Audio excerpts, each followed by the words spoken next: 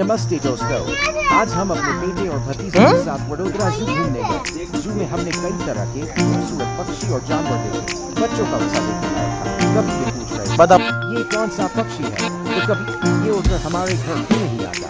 एक पक्षी को देखकर तो बच्चों ने उसे अपना नया दोस्त ही बना लिया। उनकी मासूम बातें और मजेदार सवाल सुनकर हमारा पूरा दिन हंसी और खुशियों से भर गया।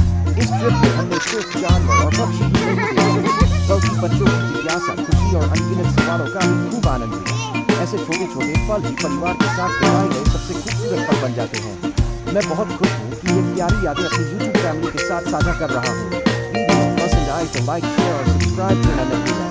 Batador Zoo Family Vlog, Kids Fun, Zoo Vlog, Bird Watching, Family Time, YouTube Family Batador Kids Adventure.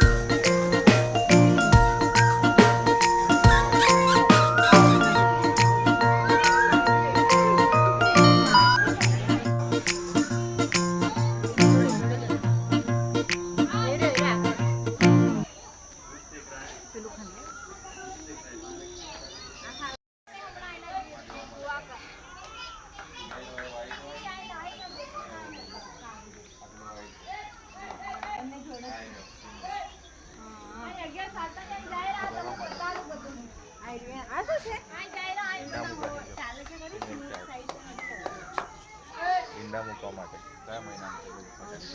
હા તો કઈ નહીં હવે